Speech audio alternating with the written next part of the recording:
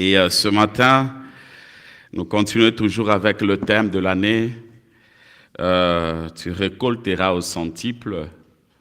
Mais les sous-thèmes que Dieu a déposés dans mon cœur ce matin, vous récolterez même dans la famine. Vous récolterez même dans la famille. Bien-aimés, Dieu, il a un plan précis pour chaque vie. Peu importe les difficultés rencontrées, peu importe le manque de ressources, je ne sais pas dans quel domaine, même si tes rêves sont inachevés, même si ta situation présentement est bloquée, nous devons savoir qu'il est le Dieu souverain et il ne faillit jamais. Il ne faillit jamais dans sa souveraineté. Il connaît bien ton problème, il connaît bien ta situation, mais le Seigneur, le Dieu des armées, lui, il ne faillit jamais, c'est-à-dire il a un plan pour toi dans cette situation que tu te retrouves. Alors, si vous le croyez, vous pouvez dire Amen. C'est pour dire que Dieu, son plan à lui pour vous et pour moi, c'est le plan de bonheur. C'est le meilleur qui dépasse tout autre plan. Et je parlais, je pense, la semaine passée, on parle de semences, on doit s'aimer pour le royaume de Dieu. On parle de semences, on doit s'aimer pour notre territoire, c'est-à-dire élargir l'espace de notre tente. Alors, on parle des semences, je parlais de la joie, nous devons s'aimer pour que la joie soit notre partage.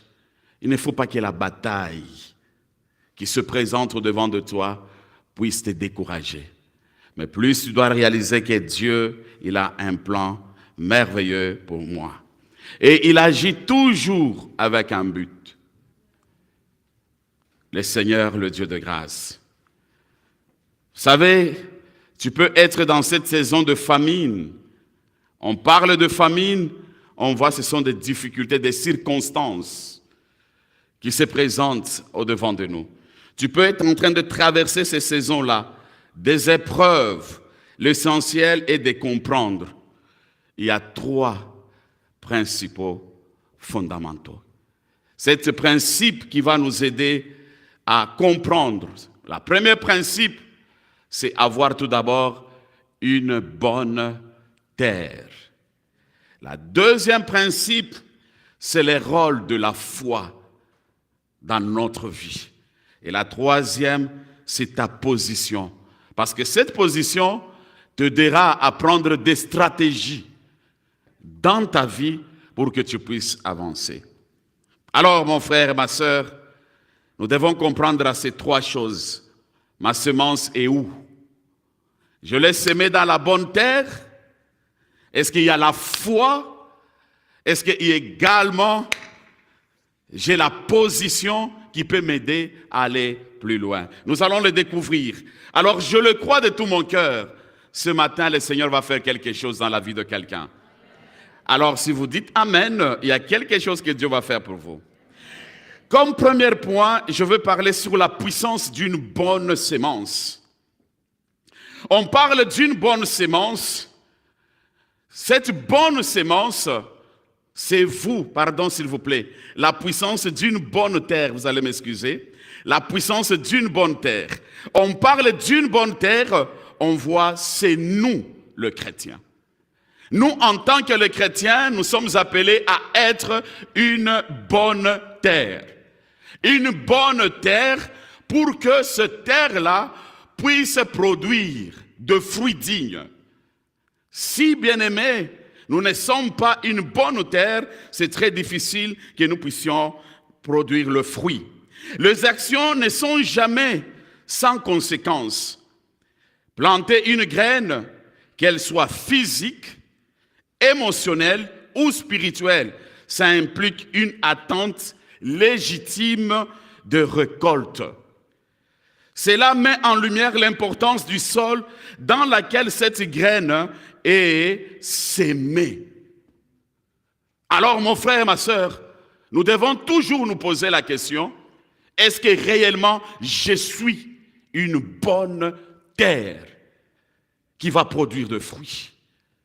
Cette question, chaque fois que nous nous réveillons, je dois me poser cette question. Est-ce que moi, Alain, Maisonneuve, je suis une bonne terre pour produire le fruit?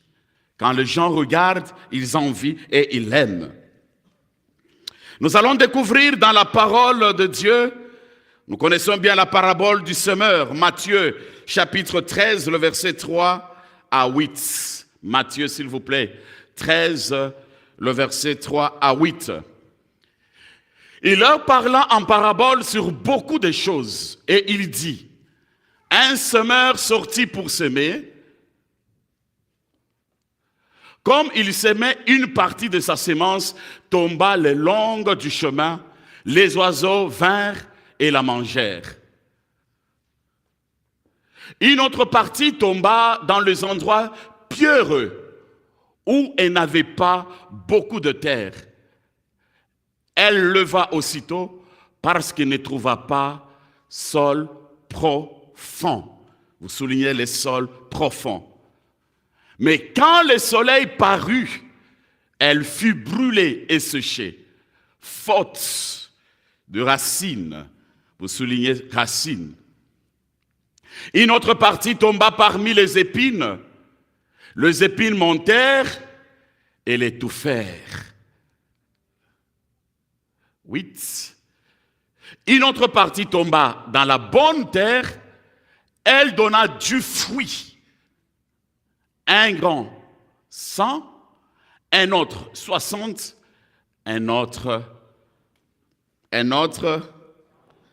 C'est-à-dire la terre qui est fertile, c'est la terre qui produit toujours de fruits. Nous avons vu cette parabole. Il y a de semences qui est tombée dans les épines. Les épines poussaient. Ça empêchait la graine de trouver la sol. Et le sol, là, s'il vous plaît, quand le soleil est arrivé, le soleil a consumé ce graine-là. On parle des épines, on est en train de voir, c'est nous, en tant que le chrétien. Deux fois, nous demeurons dans de critiques. Deux fois, nous demeurons dans de médisances. Deux fois, nous demeurons dans la haine. Deux fois, nous demeurons dans le péché qui nous empêche de ne pas vivre la gloire du Seigneur. Les épines, ça empêche le grain de toucher le sol. C'était difficile. Il y a combien de fois la parole est sortie, mais la parole ne trouve pas la place dans nos cœurs. Parce qu'il y a plein d'épines, de chagrin, la déception, la haine, la jalousie. Ce sont des choses qui empêchent. Mais le grain qui est tombé dans la bonne terre, voilà ce que ça produit. Parce que ce grain-là est tombé dans la terre qui est fertile, ça produit le fruit digne. Alors mon frère et ma sœur, tu dois savoir, tu dois réaliser que tu es une bonne terre.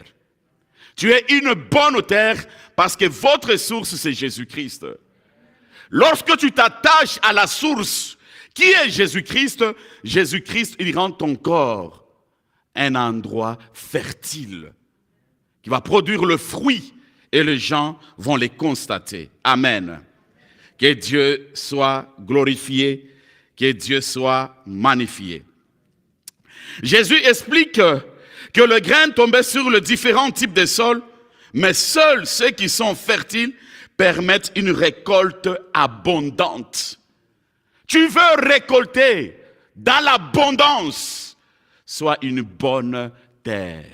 Dis à celui qui est à côté de toi, une bonne terre. Tu peux lui parler avec assurance, une bonne terre. Et si réellement tu es une bonne terre, tu vas récolter en abondance. Et je proclame que cette année 2025, tu récolteras en abondance. Tu récolteras tout ce qui est à toi. Tu récolteras la vie de prière. Tu récolteras la vie de la méditation de la parole de Dieu. Tu récolteras également la vie de la consécration et de la sainteté et de la pureté. Tu récolteras tout ce que tu as besoin. La joie que tu as perdue à cause des événements, des circonstances difficiles. Mais cette année, tu vas récolter cette joie. Et tu témoigneras de la fidélité de notre Seigneur Jésus-Christ. C'est pourquoi, mon frère, c'est le temps que nous devons monter encore. C'est le temps que nous devons aussi choisir notre environnement. Tu as quelle compagnie pour que tu sois une bonne terre? Notre environnement. Regarde tes compagnons. Ils sont comment? Ce sont des aigles ou c'est la poule? Parce que si tu as l'aigle, tu seras toujours aigle. Mais si tu demeures avec la poule, tu resteras poule. Alors regarde votre compagnie. Et comment? Est-ce que cette compagnie-là va t'aider à aller plus loin? Ou ça va t'aider à rester sur place? Tu veux monter, tu dois contrôler votre environnement. Tu veux montrer, tu dois veiller sur tes relations. Il y a des personnes que Dieu peut mettre sur ton chemin pour que tu sois béni. Il y a des relations qui peuvent t'aider pour te propulser, t'amener plus loin. Il y a aussi des relations qui vont t'étouffer, qui vont bloquer ta vie. Alors, mon frère et ma soeur, l'environnement, tes relations, c'est ce qui va changer, qui va t'aider à vivre la croissance et la multiplication de ta bénédiction. Tu veux vivre, engage-toi à la source. Et Jésus, il t'aidera, il t'orientera pour trouver des personnes dignes qui vont t'aider à croître. Nous sommes appelés à croître sur le plan spirituel. Je dois être mature. La maturité paye. La maturité nous amènera très loin. Mais la maturité, ça vient lorsque nous veillons tout autour de nous. Lorsque je regarde, il y a des personnes, quand tu es avec lui, tu sens que non, cette personne est en train de m'aider d'aller plus loin. Mais il y a des personnes, tu es avec lui, tu sens que lui, il est en train de te faire reculer. Sa façon de réfléchir, sa façon de parler, donc c'est l'obstacle terrible de ta vie. Alors, référez-nous à la source qui est Jésus-Christ, et Jésus-Christ vous amènera plus loin. Cette année, que le Seigneur, que la grâce et la faveur de Dieu soient sur vous, de façon que vous viviez la croissance dans tous les aspects de vos vies. La multiplication, je le crois, tu n'as pas l'enfant, tu auras cet enfant cette année. Je le déclare au nom de Jésus. C'est dans sa maison que Dieu bénit. La multiplication de ton pain. Il multipliera tout ce qui est à toi. Alors tu témoigneras de la fidélité de notre Dieu. D'autres tombèrent dans la bonne terre, elles donnèrent du fruit. Un grand 100, un autre 60, un autre 30. Ça, c'est dans le livre de Matthieu, le verset, Matthieu chapitre 13, le verset 8. Un sol infertile ne produit rien. Ce sol est limité. Il ne peut jamais produire, jamais. C'est limité. Mon frère, est-ce que Jésus est dans ton cœur? Est-ce que tu as accepté Christ comme Seigneur? Si tu veux vivre, votre sol soit fertile pour que tu puisses avoir de fruits dignes dans votre vie. Est-ce que Jésus est dans ton cœur? Est-ce que Jésus, tu obéis à sa parole? Alors, ce matin, tu as écouté cette parole. Tu veux venir vers lui, il t'aime. Le véritable, celui qui a des bonnes semences, c'est Jésus. Viens vers lui, il te donnera tout ce que tu veux. Tel que nous sommes là, Dieu a déposé tout. Parmi vous, là, il y a des ministres. Parmi vous, il y a les députés. Mais quand vous regardez dans le physique comme ça, c'est autre chose. Mais Dieu, il voit quelque chose de grand en vous. Alors c'est pourquoi rentrons vers lui. Venez vers lui et le Seigneur ne manquera pas à nous bénir. La terre qui est mauvaise, ça empêche le fruit, ça bloque des opportunités. Tu ne peux jamais avoir des opportunités. Mais si tu veux avoir ça, il faut avoir une bonne terre. Dieu a un projet merveilleux pour vous. Est-ce qu'on peut acclamer pour le roi des rois? Gloire soit rendue à notre Dieu. Deuxième point. Ici, nous voyons, c'est l'importance du positionnement. Dis à celui qui est à côté, important du positionnement.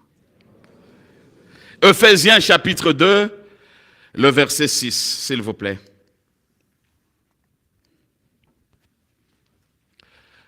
Ephésiens chapitre 2, le verset 6, il nous a ressuscités ensemble et il nous a fait asseoir ensemble dans le lieu céleste en Jésus-Christ. C'est-à-dire par la grâce, nous, vous et moi, nous avons trouvé cette faveur à nous positionner en Jésus-Christ. Alors ce matin, ce que Dieu veut de moi et de toi, que notre position soit en Christ.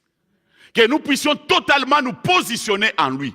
Et quand tu es positionné en Jésus-Christ, rien ne peut t'empêcher d'évoluer et d'aller plus loin. Le bon positionnement, ça nous aide, c'est la clé de la réussite. Si tu n'as pas la position, c'est très difficile de réussir. La clé de la réussite, c'est ta position. Quelle est ta position ce matin? Tu te positionnes en Christ ou tu te positionnes devant autre chose? Il y a des personnes qui se disent, je suis en Christ, mais ils ont peur des geckos et des cancrelats. Ils ont peur de rats. Ils ont peur. Quand il fait même des faux rêves, c'est fini pour lui. Aujourd'hui, je n'ai pas bien dormi. Je pense que je vais mourir. Non, tu ne mourras pas. Mais toi, tu es positionné en lui. Et quand tu es positionné en lui, tu ne peux rien t'inquiéter. Parce que ta position, c'est en qui? En Christ. Mort et ressuscité avec Christ. Et il dit, mon fils, viens, assis-toi à mon côté. Tu es positionné, tu n'as rien à t'inquiéter. C'est pourquoi ce matin, mon frère, ne t'inquiète à rien. Cette position nous permet d'accéder à sa puissance, sa force et ses faveurs. Si tu n'as pas la positionnement en Jésus-Christ, c'est très difficile que vous puissiez posséder la puissance. La puissance, ça vient dans votre position. Si tu veux être un homme puissant, qui va influencer, qui va dominer ce monde, qui va parler et les gens disent Amen, la puissance, ça vient par votre position. Si tu te positionnes en Jésus-Christ, il libère la puissance sur toi. Et tout ce qui sortira de ta bouche aura l'impact. C'est pourquoi, mon frère, positionne-toi en Christ. Et lorsque tu as la puissance, il y a la force. Que j'irai très loin. Il n'y a rien qui peut m'empêcher. Je veux travailler, je veux faire bien mon travail. Avec discipline. Je veux bien faire mon entreprise avec rigueur. Je dois être sincère avec mon environnement pour que je sois véritablement une lumière pour plusieurs personnes. Alors mon frère, ma sœur, la force, ça vient de lui. Et la faveur de Dieu sur notre vie, ça nous amène à aller plus loin. C'est pourquoi je déclare ce matin, tu es la terre fertile. Je dis que tu es la terre fertile.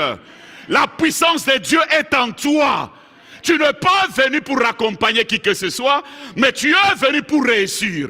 Né pour réussir, né pour réaliser de grandes choses. Et ces choses, tu les réaliseras avec Jésus-Christ. Jésus nous donne l'intelligence. Il nous donne la capacité, il nous donne la puissance, il nous donne des relations, il ouvre des opportunités au-devant de nous et il nous donne sa parole. Vas-y, tu ne seras pas seul. Moi, je serai avec toi.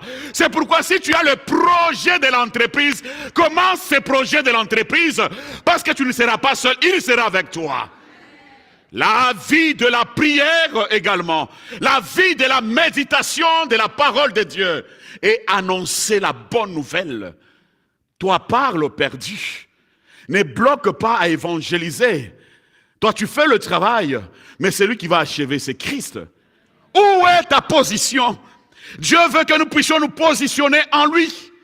En Jésus-Christ bien-aimé, nous irons très loin. Et cette position en Christ n'est pas simplement une métaphore, mais c'est une réalité spirituelle qui est la signification, c'est être uni dans sa mort. Lorsque l'Église est unie, nous sommes unis en esprit. C'est comme un maillon de chaîne. Le maillon de chaîne, si on ne détache pas, c'est collé. Personne ne peut le casser. Alors, dans l'unité de la mort de Jésus-Christ, c'est ce qui nous aidera d'aller plus loin. Tu veux aller plus loin, mon frère et ma soeur, demeurons unis. Oasis, l'unité, c'est ce qui fera la force. Tu as la connaissance de quelque chose, tu peux aider ton frère d'aller plus loin. Tu as des ouvertures, tu peux le faire pour ton frère, d'aller plus loin. Alors mon frère, pour arriver dans ces dimensions, c'est lorsque tu es connecté à la source. Nous pouvons être là ce matin. Je dis non, je suis riche, j'ai de l'argent. Mais l'argent là, je n'en ai pas. Peut-être ça se trouve dans ma banque. Est-ce que cet argent-là m'appartient? Donc il y a des personnes qui gèrent ça. Mais toi, tu n'es pas là. Mais je dis que je suis riche. J'ai 1 million dans mon compte. Mais il y a des personnes qui gèrent là. C'est-à-dire, s'il y a le feu qui atteigne cette banque-là, c'est-à-dire mon argent est perdu. Il faut que je commence à suivre des processus. Alors, mon frère et ma soeur, où est ta position? Où est ta position? Si tu es en Jésus-Christ, tu dois être rassuré que Jésus-Christ, il est ma banque. Que Jésus-Christ, il est tout pour moi. Tout ce que je désire, il va me l'accorder.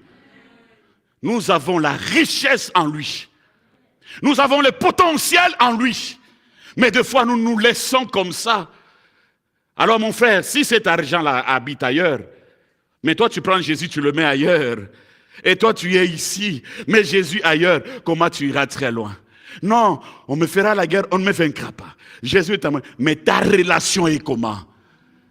Pour que tu puisses remporter la victoire. Ta relation est comment? Comment tu as développé ta relation avec Dieu? Comment tu vis avec Jésus-Christ? Comment tu marches avec Jésus-Christ? C'est ce qui te dira, mon frère et ma sœur, d'aller encore plus loin. Nous connaissons très bien l'histoire de Joseph. C'est un exemple très puissant que nous tous nous connaissons. Joseph a traversé des moments très difficiles. Joseph, il a souffert, abandonné. Joseph, il a passé dans les moments d'injustice. Mais Dieu, il avait une stratégie pour Joseph. Dieu, il avait tout placé pour Joseph. Malgré le temps difficile que lui traversait, mais à cause de sa position en Jésus-Christ. Et Dieu, il avait un plan merveilleux pour lui. Il a parlé à ce frère que moi, regarde les songes que Dieu m'a montrés. Et papa, et ses frères, toi là, nous là, nous allons nous prosterner devant toi. Oh là là. Ce petit ici, il faut qu'on le vende. Il ne peut pas rester avec nous. Ça, c'est jouer avec nous. Allez se prosterner devant lui. On doit le vendre. Mais cet homme, Dieu savait d'avance de ce qu'il sera. Mais les autres personnes, les membres de sa famille, aveugles, ils ne voyaient absolument rien parce que leur foi était limitée. Leur vision était limitée. Ils ne voyaient pas l'avenir. Mais Dieu savait d'avance qu'un jour, il va établir Joseph en Égypte pour qu'il puisse sauver des milliers et de milliers de vies. Dieu t'établira et tu sauveras de milliers et de milliers. Je n'ai pas entendu ta amen. Tu seras établi et tu vas sauver de milliers de vies. Amen. Tu les sauveras comment? Par la puissance que Dieu a mis en toi. Il y a des personnes qui sont dans des situations de solitude.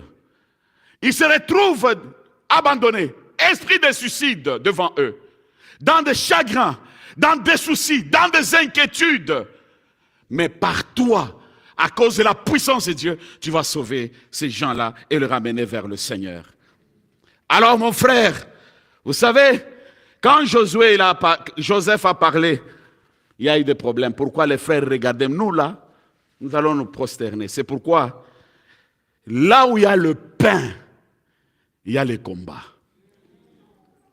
En hébreu, on parle le pain, c'est le shem. Et quand vous regardez les combats en hébreu, ça parle la shem. Ça veut aller de pair.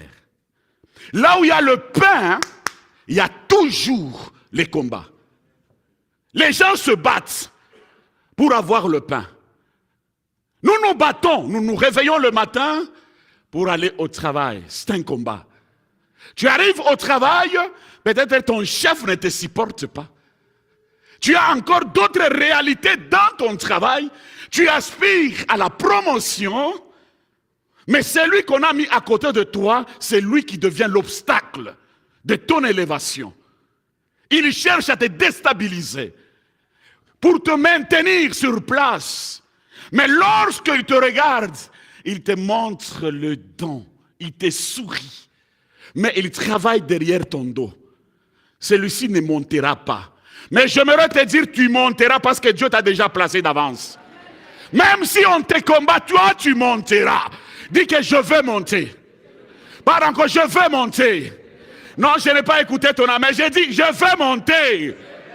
Est-ce que tu peux dire que je veux monter? Tel que tu le déclares, c'est tel que tu le vivras. Que Dieu te lève dans ton travail. Que Dieu te lève dans ton entreprise. Que Dieu te lève dans tes projets et dans tes affaires. Même si la famille t'a abandonné, que Dieu te lève. Lui, il a de stratégies. Il avait de stratégies pour Joseph. C'est la même stratégie que Dieu a pour toi. Alors mon frère, faisons-lui confiance. J'aime Genèse chapitre 50, le verset 19 à 20, s'il vous plaît. Technique, Genèse 50, le verset 19 à 20. Joseph leur dit, soyez sans crainte. Et je proclame ce matin, soyez sans crainte. J'ai dit que soyez sans crainte. Ta vie est entre les mains de Dieu. Vous réussirez avec écrit, avec Jésus-Christ. Soyez sans crainte. Car je suis à la place de Dieu. Le verset 20.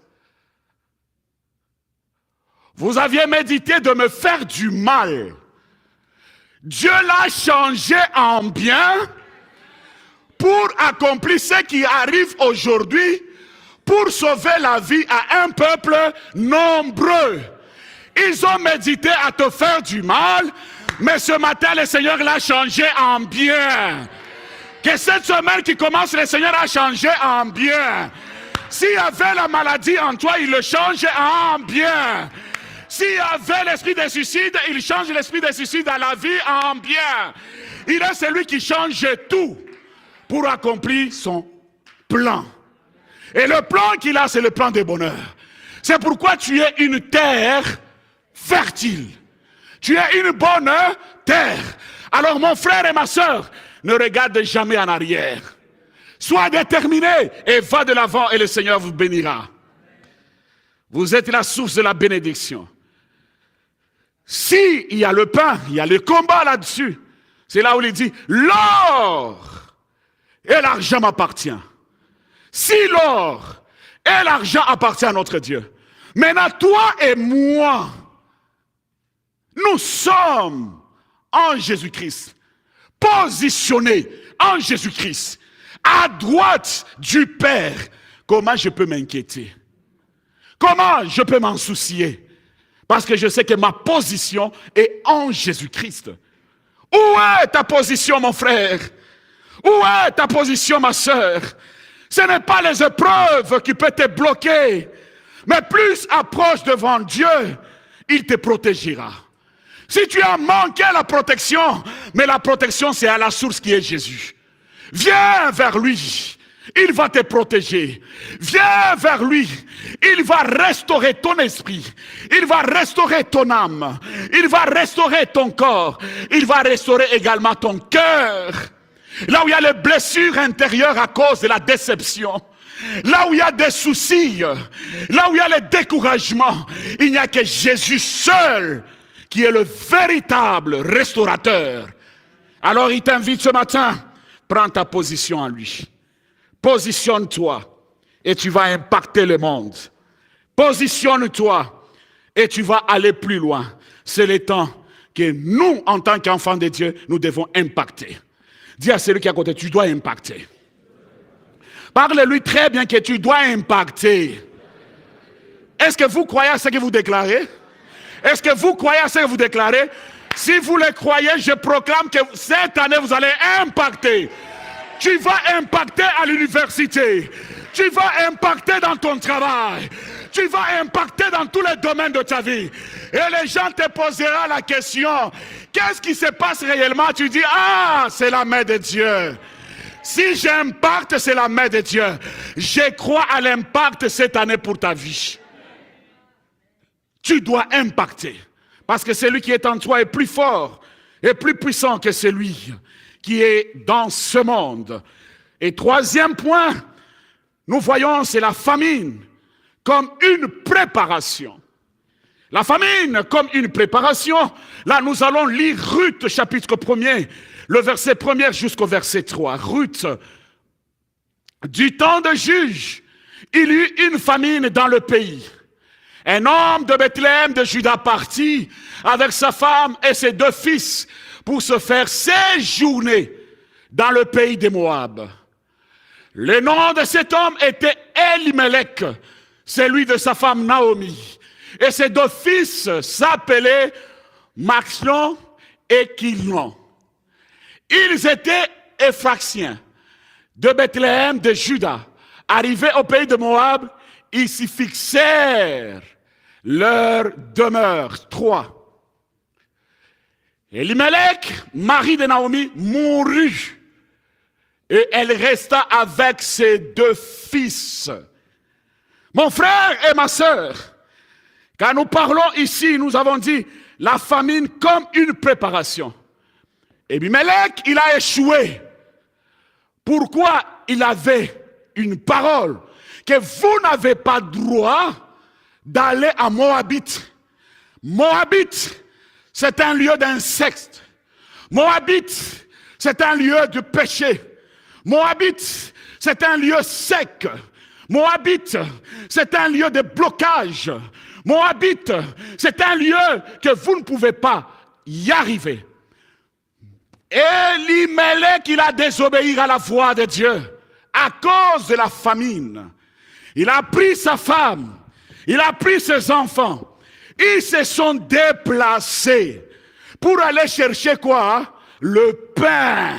Le pain ici va nous tuer. Le pain ici va nous tuer. Il y a des personnes qui travaillent même 4 places. Il n'a pas souci même de son corps. Donc il doit travailler après 4 heures.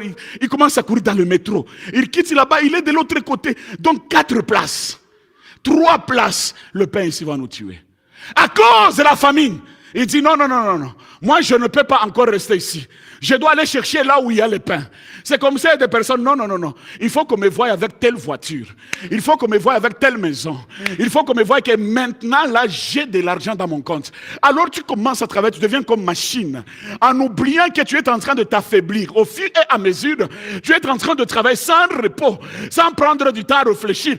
Tu es en train d'affaiblir totalement votre corps. Tu es en train de perdre beaucoup de vitamines dans votre corps. À un certain moment, la maladie va commencer à t'attraper. Oh, c'est les sorciers.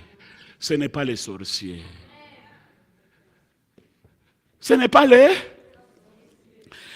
Il a entendu. Abimelech, il a abandonné la maison de pain qui est Bethléem. Il y avait le pain là-dedans.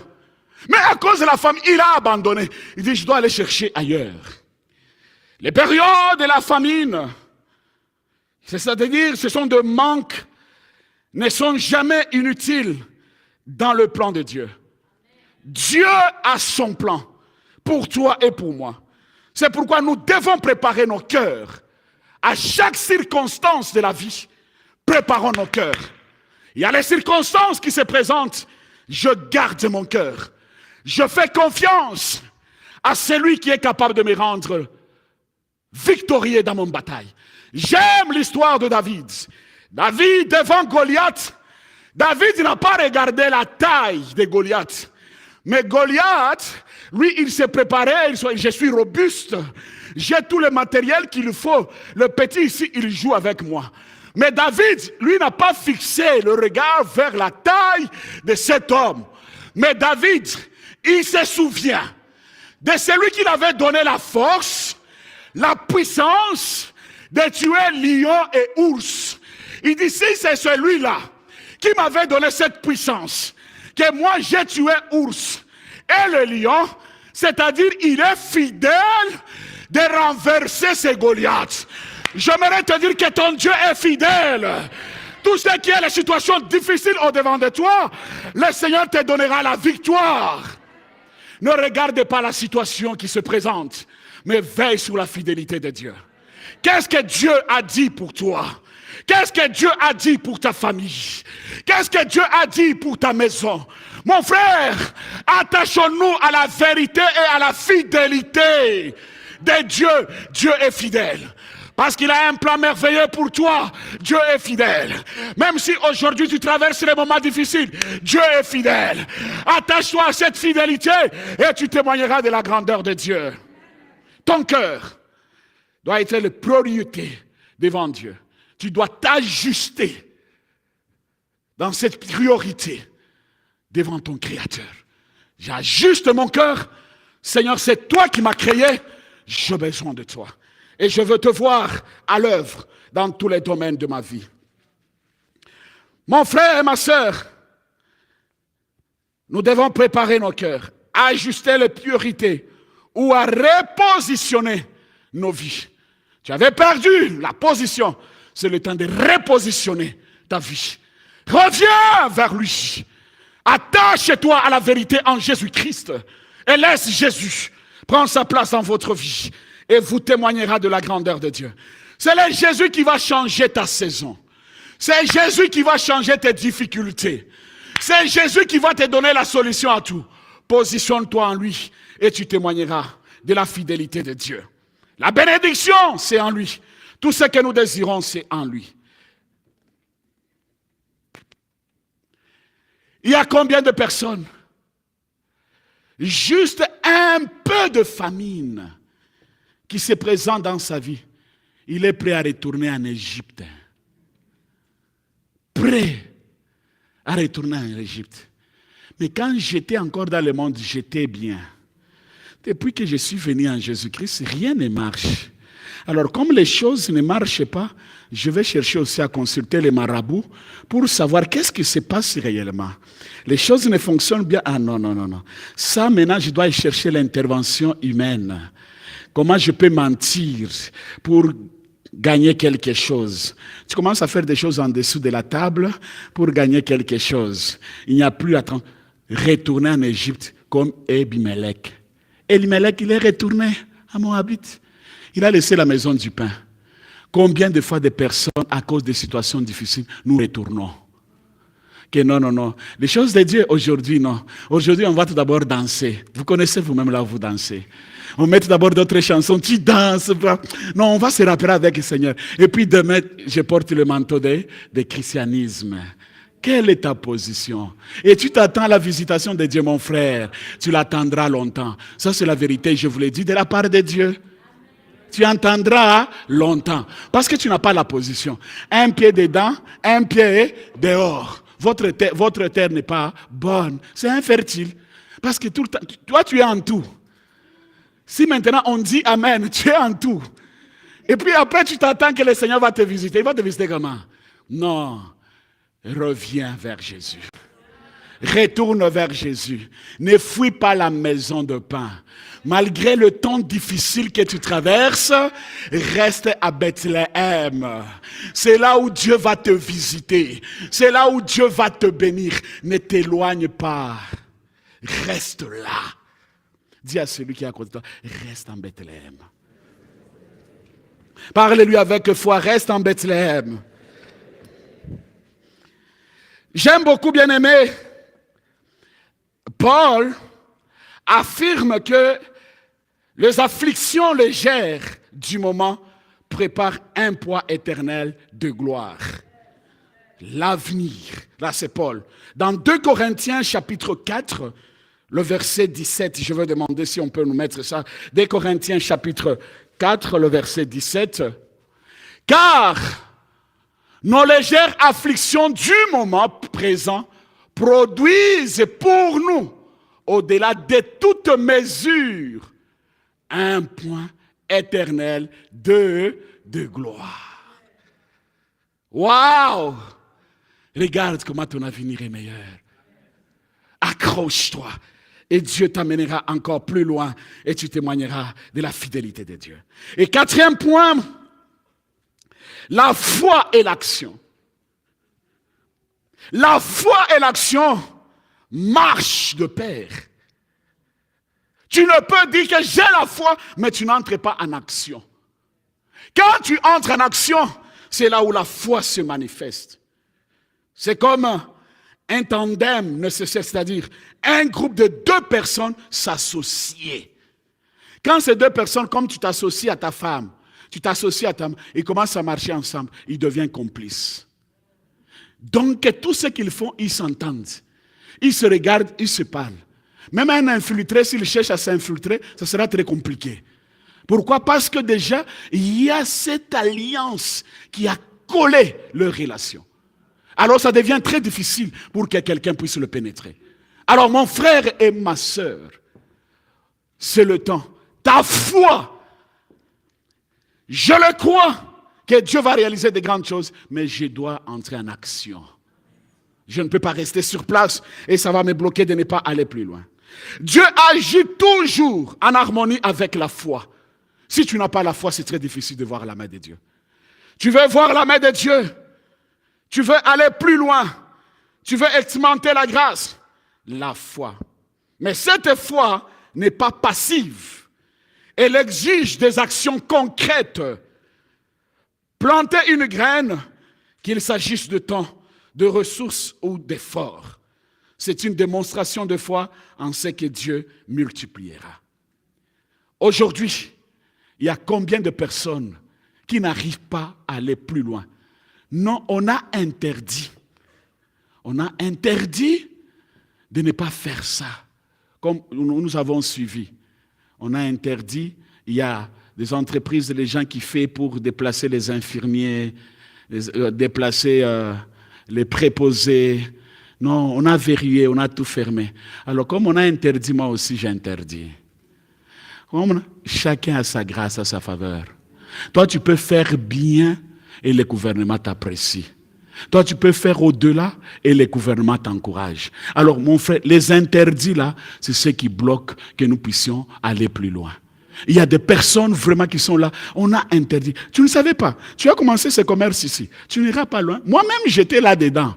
J'ai fait même 2 ans. Ça n'a pas marché. Toi, tu as commencé. Arrête. Et la personne aussi, il dit, oui. Comme il m'a dit, j'arrête. Viens, parce que maintenant, là, je commence à vendre des chaussettes. Lui aussi, il s'associe aux chaussettes. Et puis, ça se complique. Non, ça n'est pas clair. Non, ne t'associe pas à la vision de l'autre. N'écoute pas ce que les autres disent. Écoute ce que la parole de Dieu. Si Dieu te dit, commence ton entreprise, commence, fais-lui confiance. Mais il faut entrer en action. C'est-à-dire, poser 2 actes concrets. Tu poses, Seigneur, aujourd'hui, je commence déjà à dessiner. Mon entreprise sera comme ça. Ici, j'aurai les administrateurs. Ici, j'aurai les services clientèle. Bon, ici, c'est moi-même le directeur général. Ici, c'est... Tu planifies. Et tu vois déjà la vision se réaliser. Alors, si tu ne fais pas des choses comme ça, Tu es là tout simplement que non. Vraiment, on m'avait parlé que je vais commencer l'entreprise. J'ai vu comment ça commence. Tu vas rester comme ça avec tous les slogans. Et les années passeront. Et l'autre va commencer aujourd'hui et lui, il termine. Alors mon frère, que rien ne t'empêche. Tu as la foi en Jésus-Christ, mets ta foi en exercice. À partir d'aujourd'hui, je commence mon affaire, je veux évoluer, je veux aller plus loin. Et le Seigneur t'amènera plus loin. Vous irez très loin. La foi, ce n'est pas l'affaire de demain. Imaginez-vous Jéricho. On vous dit tout simplement, comme les bâtiments ici, tournons cette fois et puis ça va s'écrouler. Mais vous tous ici, vous allez dire que le pasteur Alain, sa tête là ne fonctionne pas. Nous, vraiment, commencer à tourner tout simplement, chanter, tourner, et puis, pouf, ça va s'écrouler. Personne ne va pas me croire ici. Il dit, non, sa tête, vous le regardez bien, on doit garder les 2 pieds sur terre. Mais comment il peut nous amener dans telle réflexion? Il nous amène dans telle réflexion, pourquoi? Pour quel but? Alors, mon frère, ma soeur, ça dérange. Ça fait très mal. Alors, nous croyons que notre Seigneur est fidèle, et le Seigneur est bon, et le Seigneur, il est le Dieu de grâce. Amen. Que le Seigneur vous bénisse abondamment. Je dis que mon Dieu vous bénisse abondamment. Alors, mon frère, ma soeur, nous continuons sur la foi. Dans Jacques chapitre 2, le verset 17, ici, il insiste sur cette vérité. Et cette vérité, il dit ceci, si on peut nous mettre ça, il en est ainsi de la foi, si elle n'a pas les œuvres, elle est morte en elle. Que Dieu vous bénisse. J'ai dit que mon Dieu vous bénisse. C'est-à-dire chaque croyant doit travailler avec diligence, tout en gardant une confiance totale dans le plan divin. Gardons notre confiance totale dans le plan divin. Dieu a déjà tout planifié pour nous, tel que vous êtes là. Quand tu étais dans le sein de ta mère, il t'a déjà dit que toi tu seras, ce qu'il a dit, c'est ce qui arrivera. Personne ne peut l'empêcher et personne ne peut le bloquer. Alors mon frère, la foi, ça va t'aider à aller plus loin. Dieu, il est celui qui nous amène dans la perfection. Il est celui qui bénit. Il est celui qui nous donne des directives. À chaque fois, bien-aimé, lorsque nous nous laissons à lui, il le fait. On peut te parler aujourd'hui que tu n'as pas encore mis au monde, mais ta foi va te pousser à mettre au monde. Oh, je n'ai pas le bébé. Si tu n'as pas le bébé, ce matin, je te conseille, quand tu vas retourner chez toi, arrange déjà la chambre de votre bébé. Commence à aller acheter le berceau, tu mets ici. C'est ça la foi. Je vois comment mon bébé sera dans ce berceau. Je vais chercher encore, je ne sais pas, les habits, je mets sac de habits. Même si tu n'as pas encore aussi de mariage, commence déjà à voir ces beaux messieurs. Alléluia. Tu commences déjà à acheter la ceinture pour lui, tu mets à côté. Tu achètes aussi des chaussettes, tu mets à côté. Que ça, c'est pour mon mari. Alors, c'est la même chose avec aussi de frères. Si tu n'as pas encore vu, cherche déjà des robes. Ça, c'est pour ma femme. Alors, tu achètes déjà, tu mets à côté. Tu achètes même les maquillages. Tu mets aussi à côté. Tu achètes aussi les parfums. Tu mets aussi à côté. C'est ça la foi. C'est ça là. C'est ça là. Tu quittes ici, tu retournes chez toi à la maison. Vois déjà que je suis DG. Tu commences à exercer déjà des marchés comme un DG. Donc c'est ça là, la foi. Alléluia. Tu vois déjà bébé. Oh mon bébé. La guérison. Je suis déjà guéri. Malgré que je prends le médicament, je suis déjà guéri. Il a guéri mon âme, il a guéri mon esprit, il a guéri mon corps. C'est ça là. Et quand on a cette foi-là, on entre en action. Tu ne peux pas dire la foi et puis tu restes sur place. Non, c'est l'année prochaine. C'est pourquoi quand il y a la foi, on devient des fous. On devient pour Jésus. C'est ça, nous devons poser cet acte de foi. Vous savez, j'aime beaucoup. Quand on a la foi, c'est la même manière aussi. Il faut donner à Dieu. Les offres, il faut donner. Si tu donnes, tu es béni. C'est comme ça, ce sont des principes bibliques. Tu donnes moins, mais tu achètes les habits qui coûtent cher. Mais à Dieu, tu trilles $5. C'est lui qui t'a donné le souffle de vie. Qui t'a donné la bonne santé pour se réveiller le matin, aller au travail. Il y a des personnes qui dormaient au même moment avec toi, mais le matin, ils ne se sont pas réveillés. Ils se sont retrouvés à l'urgence. Ils se sont retrouvés dans des situations compliquées. Toi et moi, nous avons eu la grâce. Peut-être cette nuit, vous ne savez pas ce que moi j'ai vécu. Des combats extraordinaires. Mais peut-être ce matin, vous allez me voir, pasteur, il est en train de prêcher. Mais peut-être toute la nuit, je n'ai pas dormi. Alors, quand j'arrive dans la maison du Seigneur, comment je ne peux pas manquer à s'aimer? Je veux s'aimer. S'aimer. Donnez à Dieu. Quand vous donnez, Dieu vous bénira. Quand vous donnez, Dieu vous élèvera. Quand vous donnez, le Seigneur va bénir vos maisons. Vos maisons ne sécheront jamais. Plus tu donnes, plus lui aussi te bénit. Plus tu donnes, lui aussi il ouvre les portes. Plus tu donnes, il t'élève encore. C'est le problème des données. Que Dieu nous aide. On doit se dire, avec surtout nous les francophones, pour donner, c'est avec trop de calculs. Hein. Mais les anglophones, c'est la folie. Et Dieu le bénit dans cette folie. Mais je crois à Oasis, nous allons donner plus. Je dis que je vous crois que nous allons donner plus. C'est ça la foi. Vois déjà comment tu es en train de donner des $10,000, des $20,000. Peut-être tu me dis, pasteur, tous ces mois ici, le parking, c'est moi qui va le payer. C'est ça la foi. Et tu verras que le Seigneur va pourvoir. Parce qu'il voit et il pourvoira. Nous allons lire. Plus tu donnes, plus tu es déterminé à donner, l'abondance aussi s'approche de toi. Tu ne peux pas vivre l'abondance si tu ne donnes pas. Il ne se retrouve pas. Mais dans sa maison, quand on donne, il y a l'abondance qui arrive. Donner dans la maison de Dieu. Nous allons lire Exode chapitre 35, le verset 4 à 6. Exode. Moïse parla à toutes les assemblées des enfants d'Israël et dit, voici ce que l'Éternel a ordonné. Le verset 5.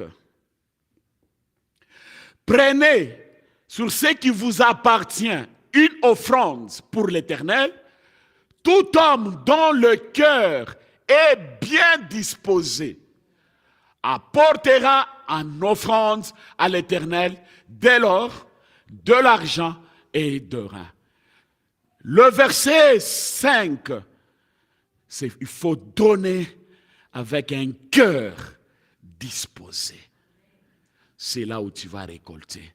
Mais si ton cœur n'est pas disposé, tu donnes, tu n'auras rien. Ce qui l'intéresse plus, c'est ton cœur. Quand ton cœur est disposé, tu vas donner avec joie. Quand ton cœur est disposé, tu vas bénir avec joie. Quand ton cœur est disposé, tu vas faire le service avec paix et joie. Il y a des personnes, même pour servir Dieu, ça devient comme si on doit les tirer. Mais c'est toi-même qui tu t'es engagé. Comment on va encore te forcer? C'est-à-dire que tu ne comprends rien. Tout ce que vous faites, ça va passer un jour dans des films. Moi aussi, j'ai mon film à moi. Je t'avais donné ce brebis, qu'est-ce que tu as fait? Toi aussi, la façon que tu sers Dieu avec négligence, il va te rappeler. Regarde, qu'est-ce que tu as semé dans mon royaume? Tu as semé le travail ou bien tu as semé ton travail séculier? Là, nous privilégions beaucoup ça. Mais ce qui est de Christ, on le fait avec légèreté. Mon frère, ce matin, Dieu nous rappelle, est-ce que tu le donnes avec le cœur qui est disposé? La disposition de ton cœur, c'est ce qui attirera la bénédiction de Dieu dans votre vie. Nous allons lire également Exode chapitre 36, le verset 3 à 6. Un cœur bien disposé. Il prit devant Moïse toutes les offrandes qu'avaient apportées les enfants d'Israël pour faire les ouvrages destinés au service du sanctuaire. Chaque matin, on apportait encore à Moïse des offrandes volontaires. 4. Alors tous les hommes occupés à tous les travaux du sanctuaire quittèrent chaque ouvrage qu'ils faisaient, chacun de l'ouvrage qu'ils faisaient, 5 s'il vous plaît, vinrent dire à Moïse, le peuple apporte beaucoup plus qu'il ne faut pour exécuter les ouvrages que l'Éternel a ordonné de faire. 6. Moïse fit publier dans le camp que personne, homme ou femme, ne s'occupa plus d'offrandes pour le sanctuaire.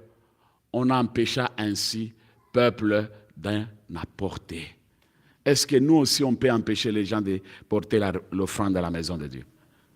Parce que tellement ils ont donné, jusqu'à tel point, nous avons dit non, il faut arrêter, parce que ça déborde. Ça fait quoi? Hein? Ça déborde. On est venu. Alors je proclame, nous allons donner, ça va déborder, jusqu'à tel point que Dieu va dire, arrêtons! C'est pourquoi ici, il y a le milliardaire. Vous savez, quand je le proclame, je ne te flatte pas, mon frère. Si tu saisis avec foi, tu le deviendras. J'ai dit, vous êtes des milliardaires.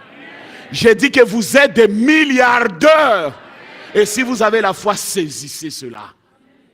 C'est pourquoi soyons sérieux dans tout ce que nous faisons. S'il s'agit de retourner à l'école, retourne à l'école. S'il s'agit d'apprendre, commencer votre entreprise, tu deviendras milliardaire. Ne néglige pas ce que tu fais là. La foi, c'est autre chose. La foi, ce n'est pas l'affaire de demain. Nous sommes le fruit de la foi du Seigneur. Je ne peux pas tout dire ici. Et comment je vois la main de Dieu. Et comment je vois Dieu me visiter. Je ne peux pas tout le dire ici. Mais je voulais dire la vérité, Dieu est bon. Il faut qu'il y ait un moment où nous allons dire non, qu'on arrête. Tellement on donne. Je dis, Église, arrêtons parce que c'est débordé. Nous avons vraiment acheté des bâtiments. Maintenant, arrêtez parce qu'on fait tout. Cette onction est descendue à Oasis. Je dis que cette onction est descendue à Oasis. Nous allons donner et donner pour la gloire de notre Seigneur. Il faut que le Seigneur ajoute ses goûts de donner pour que nous puissions témoigner de la fidélité de Dieu. Que Dieu soit béni, que Dieu soit glorifié. Je suis en train de chuter comme 5e point, l'importance de relations et des influences. Les relations, elles influencent fortement la direction et la croissance d'une vie. Lorsque nous avons des relations, de bonnes relations avec notre Créateur, de bonnes relations également avec des personnes qui sont tout autour de nous, ça va nous aider à influencer des sociétés. C'est le temps que nous, les chrétiens bien-aimés, nous devons influencer. C'est pourquoi tu vois ta sœur avec l'entreprise, tu vois ton frère avec... Encourageons-le. Il faut les soutenir. Il a commencé, nous tous derrière lui. Nous allons l'encourager, nous allons les soutenir. Il a commencé l'agence de banque. Encourageons. Et Dieu ne manquera pas à nous bénir.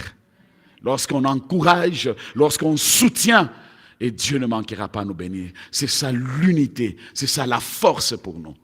Amen. Amen. Mais je n'ai pas dit que tu commences déjà à la porte, tu commences à communiquer les gens. Viens me dire tout d'abord.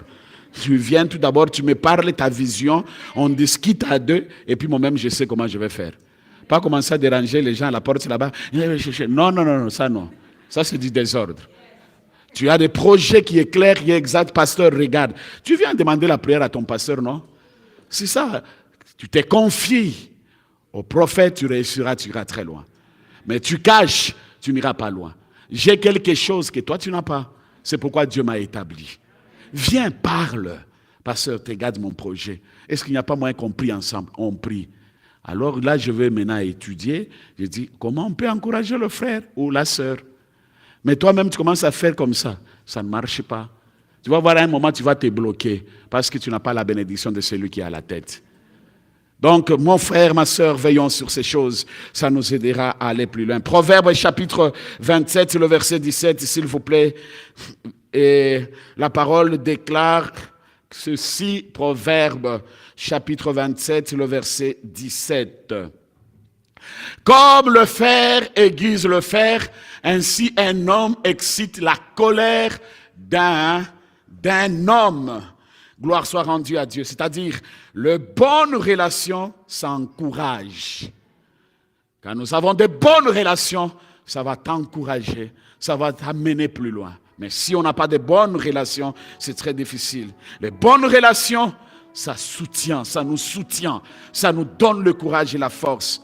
Des bonnes relations, ça nous aide également à avoir l'inspiration sur quelqu'un.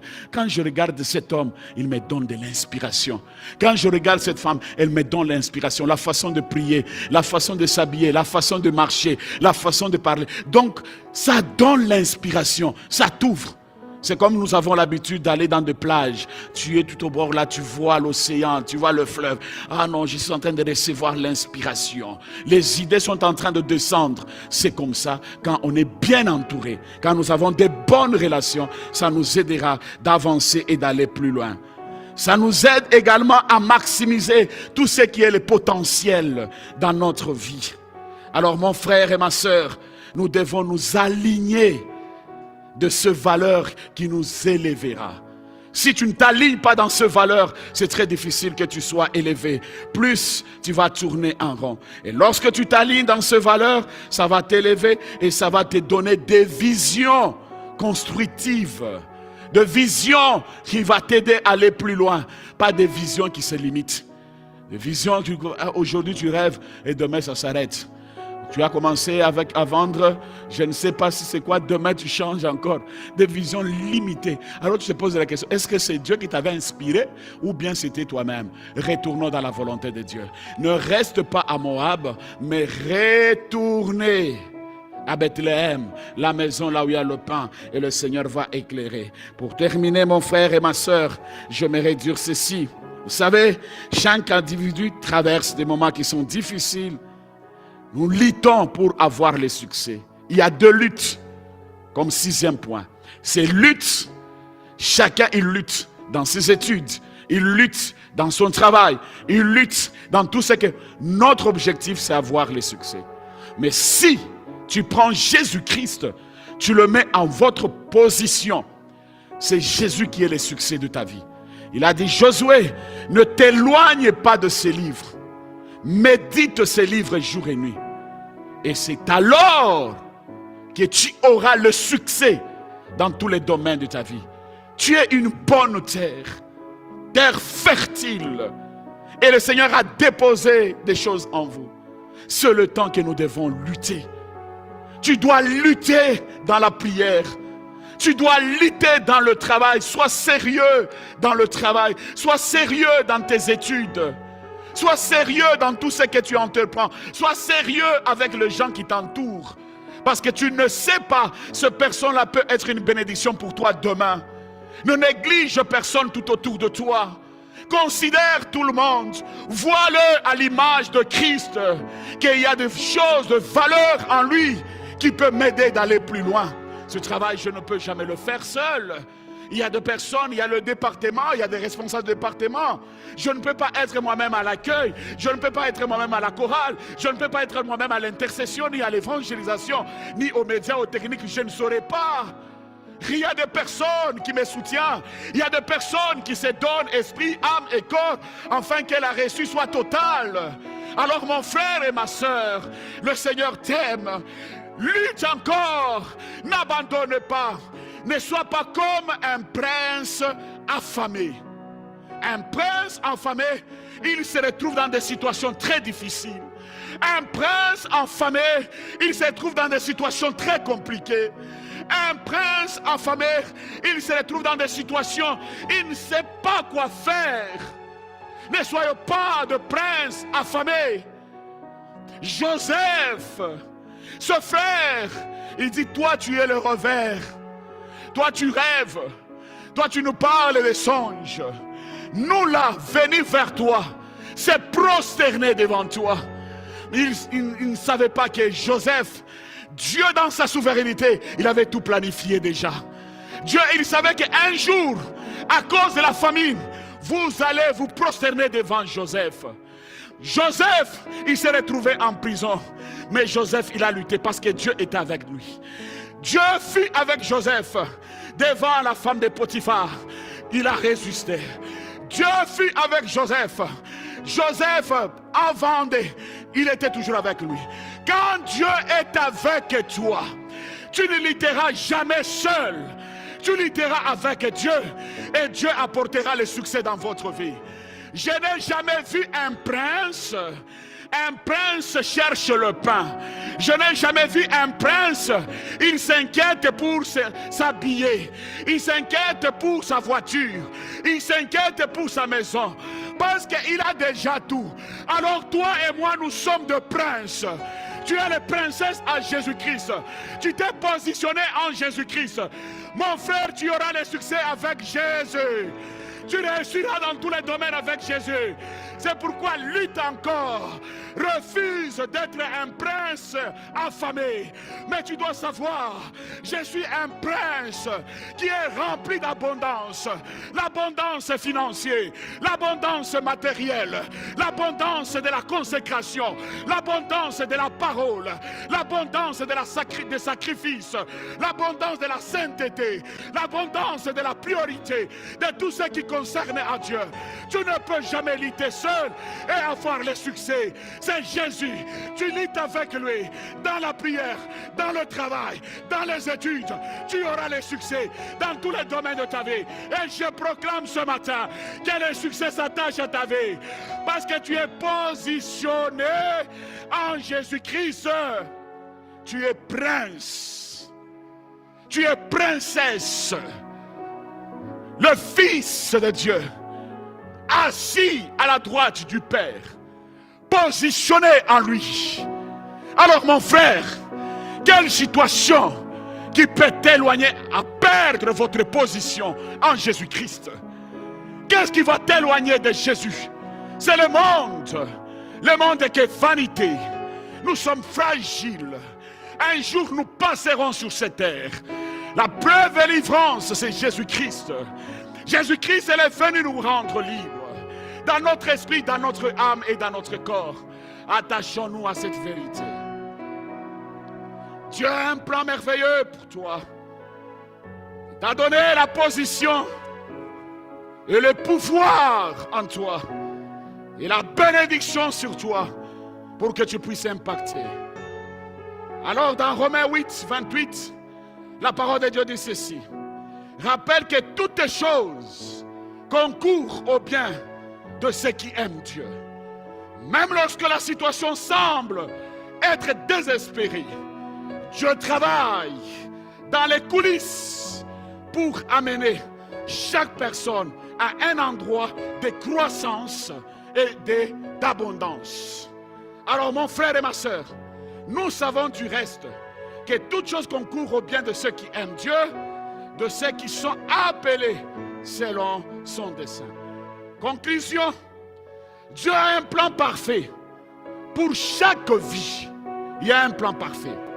Même dans les périodes de famine ou de lutte, ce dessein reste immuable. En se positionnant dans un bon environnement, en s'aimant avec joie et en travaillant avec persévérance, chaque personne peut s'attendre à récolter une moisson abondante au moment opportun. Voilà la parole de Dieu dit ceci. Car je connais le projet que j'ai formé sur vous, dit l'Éternel, projet de paix et non de malheur, afin de vous donner un avenir et de l'espérance. Chaque défi est une opportunité déguisée et chaque étape, même difficile, est une partie essentielle du plan divin. Que mon Dieu vous bénisse abondamment. Si nous pouvons nous tenir debout, s'il vous plaît.